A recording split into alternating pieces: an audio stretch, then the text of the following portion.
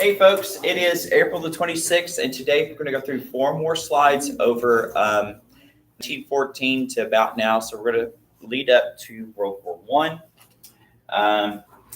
Please don't forget your projects are due Thursday. That's a hard due date. And if you miss that due date, it's going to be 10 points off per day. So don't do that. It's a major test grade.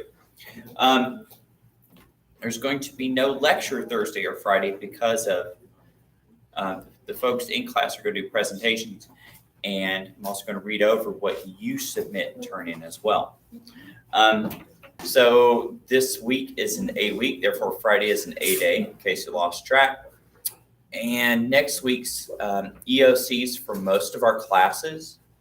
And since I'm going to be administering EOCs and STAR tests and all that junk on Tuesday, Wednesday, and Thursday, we're only going to have a lecture in this class Monday and Friday. So Tuesday, Wednesday, Thursday, and this Thursday, Friday, no video. So, but pay attention to Google Classroom because I might put something up for you. Of course, I try not to assign work on STAR test week for STAR testers and EOC takers, but yeah, I'm kind of out of the woodwork for them. So, oh well. Hey, so when we left off last time, we were talking about all of these alliances and this heightened sense of nationalism and militarism and all of this tension and this pot boiling over in Europe between these imperial powers that are on the verge of having super deadly wars against one another. And so we're seeing what's leading up to World War I. And so let's go ahead and move on to the next one. Does anybody know who this guy is? Hitler. Maya. What isn't it some British person? What country is it? The Germans again? Really? He is the Germans? He's Austrian. There's your hint. So it's the Yeah, Germans. that's It's the Germans. There is Huh? German. He was an alcoholic. Alcoholic? I don't know about that. I never heard that, but I believe it. I can't place him. He is the crown prince of the Austrian-Prussian Empire. So he is the Austrian Empire, Austrian-Hungarian Empire. He is the guy who's next in line to be the king, and so his name is the Archduke Ferdinand, and that's his wife Sophie. And this is a picture right before they are assassinated. And that assassination will make a domino effect of what will be the First World War. And there's a lot of things that go into this. You have all these countries that are on the verge of having their own national, like they either have their own national identities or they're fighting for it. And so their empire is kind of in a way occupying other countries such as Serbia, where he's going to be killed. And so some of these people want independence, and some of them want it through different ways. And while he's here making a goodwill tour, he's going to get murdered. And you're going to see that Austria is going to be so mad about this, they're going to demand that Serbia basically give up being a country or else. They can't do that. But Russia's sworn to be the defender of Serbia, so they get involved. And then all their friends get involved, and their friends get involved, and all of these peace efforts keep falling apart. And then you're going to have that Schlieffen plan that we talked about, where Germany would invade France as quickly as possible, at least try to. And they're going to do it through shady means. It's going to make the world mad at them. All right, so causes of the First World War. Austria-Hungary, we hyphenate them. We put them together because Austria and Hungary were essentially kind of the same country. Austria ruled over the Hungarians, and it wasn't quite on equal terms, however. So they will break apart after the First World War. Ruled much of Eastern Europe as its own territory, while many of these nations desired independence. So a lot of those little countries we call Eastern European countries, they actually religiously, culturally, and linguistically were more tied with Russians. They're called Slavic people, just like the Russians are a Slavic people. They speak a Slavic language. And so, but they're ruled by German-speaking people who have different religious denominations. They're Christians, but they're different kinds of Christians. So, like a lot of these people in Eastern Europe, they're Eastern Orthodox. That means they have more in common with Greek Christians and Russian Christians. Their language is Slavic, so it's more like a Russian language. Their cultures, like I said, their history has more to do with Russian history. Hey guys, so they saw Austria as a foreign occupier. They didn't feel like they had independence. About what you know? Okay. Many Serbians desired their own independence.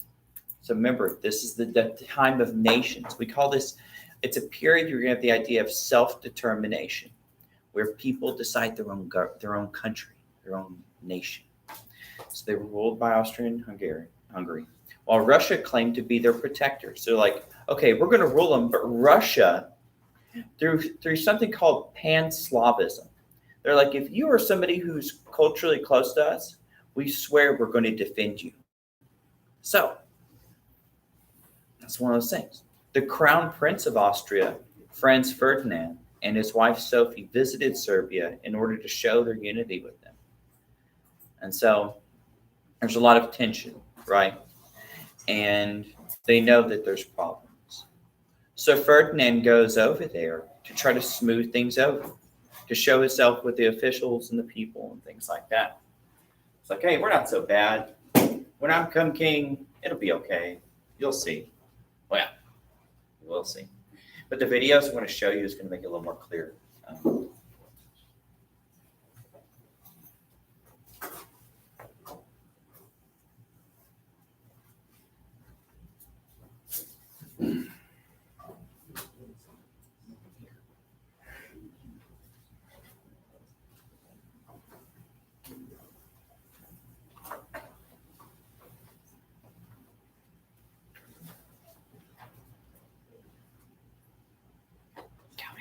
Do you have some stuff to take notes?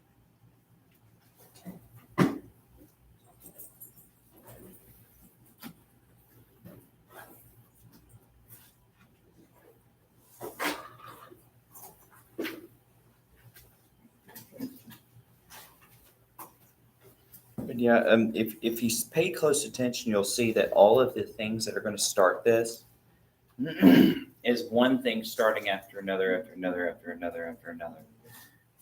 It's all like this cause and effect chain of events. Like you can find the things that started World War I could go all the way back to Napoleon, which goes to the French Revolution. It goes to the King of France. It goes to the American Revolution.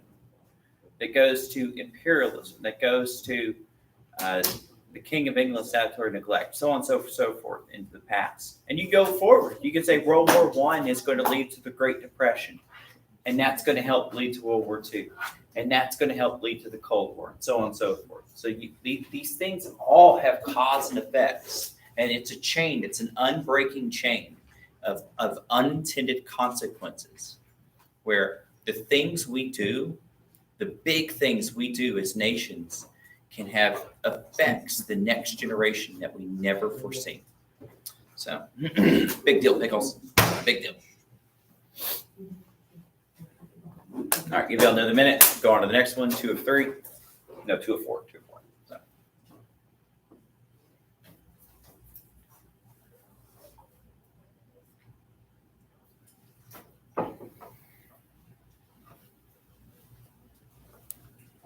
In fact, that term unintended consequences, that guy we had to warm up for, Bastiat, that was one of his most famous terms.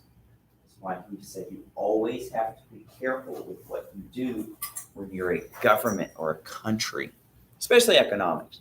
But whenever you make something like a law or a war, things aren't going to go the way you thought they would. There are going to be unintended consequences, the seen and the unseen.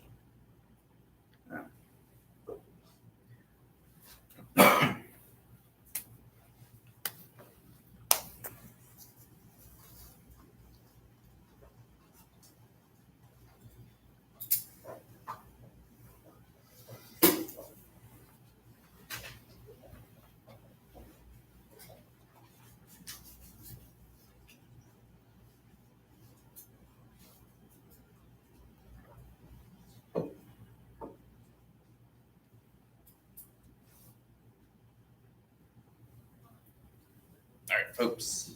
Let's go ahead and move on to the next one. And so, oh no, what do you think happened to these guys? Or slaves. Soldiers. Yeah, soldiers. And oh no, what happened to their eyes? Did they have like an eye plucking contest? Everybody lost? Yeah, gas. Yeah, mustard gas. One of the big things it can do is it can ruin your lungs and it can ruin your eyes and render you either temporarily or sometimes permanently blind. And it's supposed to be very painful stuff too. And it comes without warning.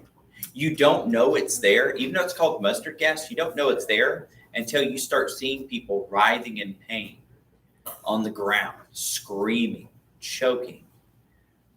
It's supposed to be very traumatic. And so here we see industry, early science used for mass death. And so this is going to shake the world, this idea that human progress can be our own greatest enemy, right? So, all right, causes of World War I continued. The assassination of Archduke Franz Ferdinand, which I'm going to show you a video of Austria, and his heir presumptive. He was the heir presumptive. So who's the next in line on the throne, right? And so that's as big as an assassination you can do. The Austrian-Hungarian throne. Franz Ferdinand's wife, Sophie, as well, was murdered and left their kids widows. It was a big international tragedy. This occurred 28th June 1914 in a city called Sarajevo when they were mortally wounded by a guy called Gavrilo Princip. And so he was a young man who was a member of this organization called the Black Hand. It was a secret society that was both, they wanted independence from Austria-Hungary, but they were also something that was really big back then called anarchist. And so anarchists were a big international terrorist thing. They were not just anti-government, they were anti all institutions. It could be churches, it could be unions, it could be governments, local, all the way down, police officials. And even here in America, we had during this period, we had some of the most rampant bombings, like mass bombings, where like pubs and bars, police stations, public places, where civilians alike were just blown to bits with dynamite by these terrorists in major cities. And and the whole world was in fear of this. So the whole world was like shutting off immigration because they were scared of accidentally bringing in anarchists. The world's leaders were calling to put it to an end. And so this guy was part of that. And as you can see, the world's like thrown back again because they see one of them and some of his friends kill the guy who's going to be king of Austro-Prussian, whole empire. All of the assassins were eventually caught while the anti-Serbian riots broke out in Austria. So the people of Austria, this German-speaking country just on the south of Germany, one of the richest countries, most powerful countries in the world at this time, was super mad. They wanted revenge. And this desire for revenge is going to be what's going to just kind of push Russia and Serbia over the edge too. Both are going to push each other until the Germans are like, okay, war's coming. We're just going to start it. And they do. So.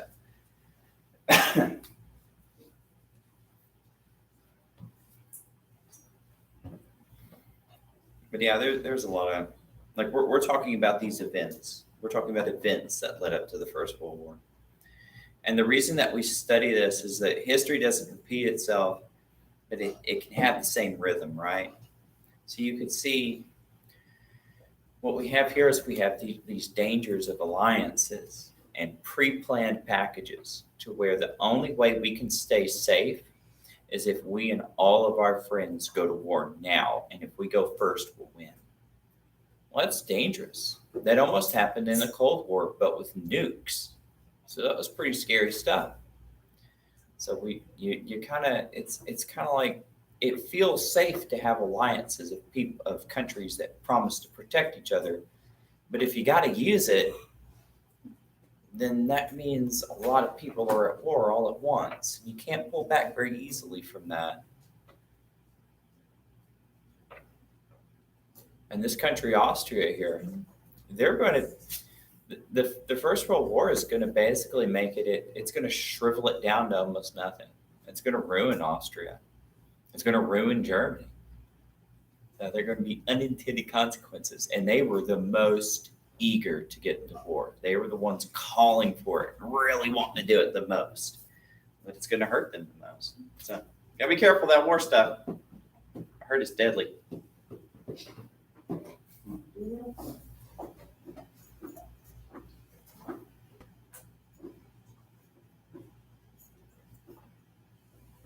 Yeah, next year we're going to see a little bit more from the American perspective. A little more detail on some spots too.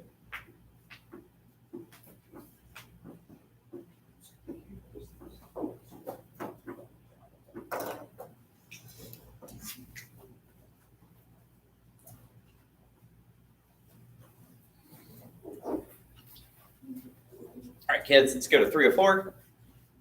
Oh, poor pony. So sad for his horse. But yeah, like I was telling you, this is going to be the time period where we're going to see the end of the mounted cavalry.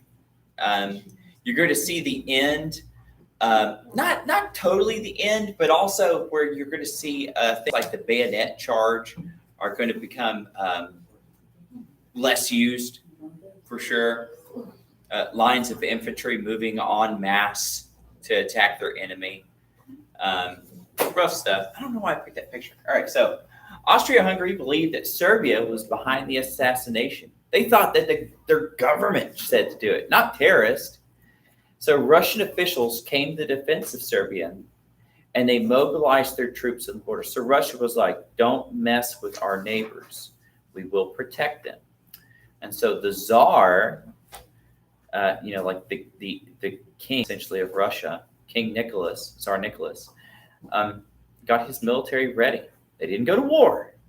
But when you see an army getting ready, it doesn't make you feel good. It doesn't make you feel like, oh, we're just going to let them get their army ready and not do anything. No, you get ready too.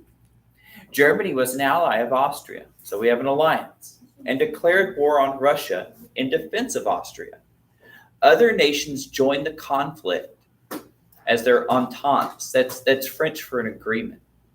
Their alliances required them to defend their allies. So all of a sudden, all of these alliances, all these coalitions enacted, and they all had to start defending one another. So now all of a sudden, Europe was all at war. But guess what?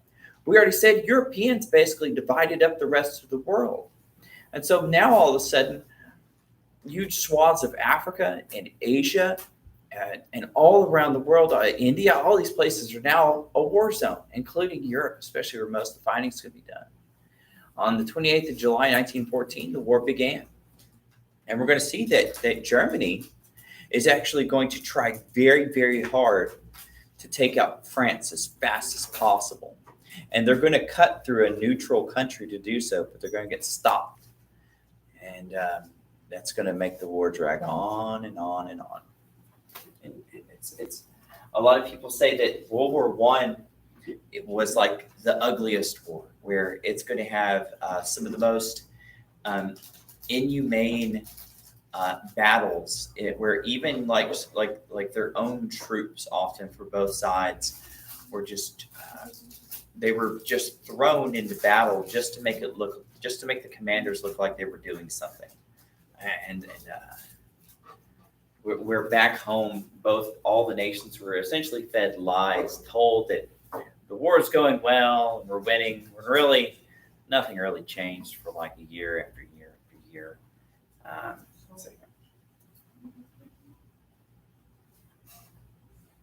You're going to have things such as hand grenades, poison gas, machine guns. You're going to see sniper warfare is going to start taking on its own.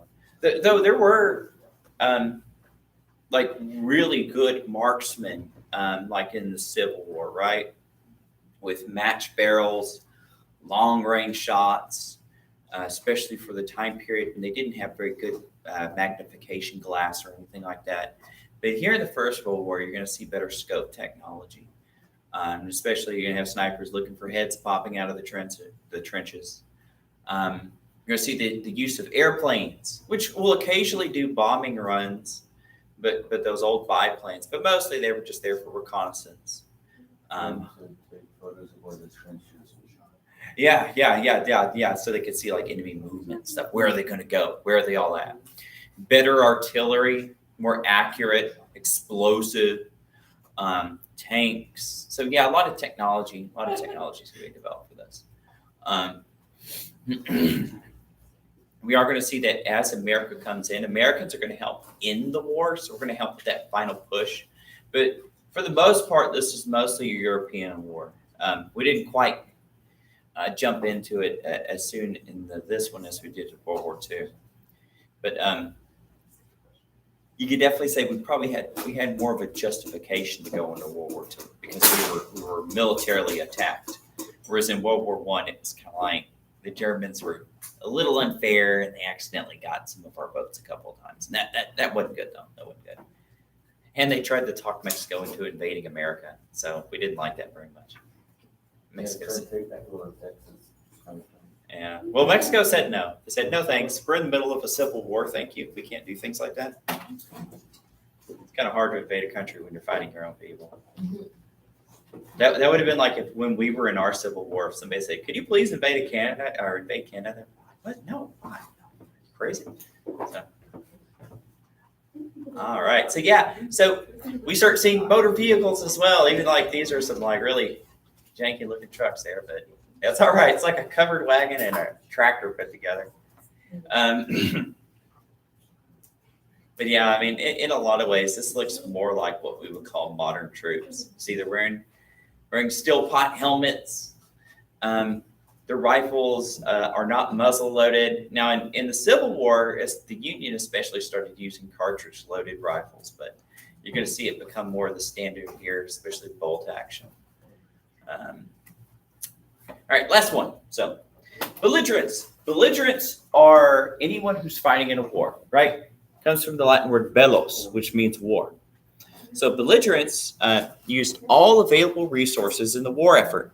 Here we see a term come up that was another term from the Civil War, the American Civil War, called total war. That's where the civilians, the economy, manufacturing, and the military is all for the war effort. Mobilization is when a country gets ready for war. So mobilization of large numbers of troops that resulted in their removal from production jobs at home. So this is going to open up jobs in home countries, but at the same time, it's going to hurt their manufacturing.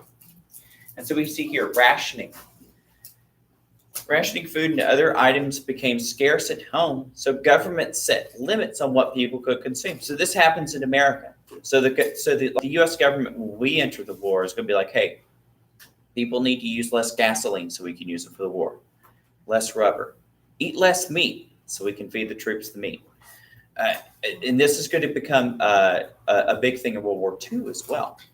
Now, we didn't do these in our most recent wars. I don't remember any rationing, but those are kind of funny because we paid for those on the credit card. But hey, that's all right. All right, propaganda used by governments to either distract from the war or make it appear to be going well. Like Great Britain and Germany were notorious for this. Their radios and their newspapers would only have official government stories on the war effort. Bless you. And so people didn't know just how rough it was. And that's going to be one of the things that's really going to harm American perspective later on of wars like Vietnam, is because Americans are going to see TV in color with sound, images, and videos of just the things going on in Vietnam. And that's going to turn a lot of people off from that war. So, all right. So governments become more in control of their economies. So that whole thing we were talking about, free market economies and stuff like that, in wartime, governments would be like, whoa, this is too serious. We can't have you people doing that. We'll take over and make sure that everything's going to go for the war effort. Civilians, due to patriotism, remember, big national fervor, volunteered their time, money, and materials for the war. So like places in America are going to sell a lot of things called like government war bonds, which you can expect a little bit of money back one day from it, but it's mostly kind of like a charity, or thing you do for the government. Like it's like, hey, I'll buy your war bonds so you can use my money for the troops, or something like that. So there's a really big thing going on here, like in America, right? So, so yeah, the countries were in it to win it.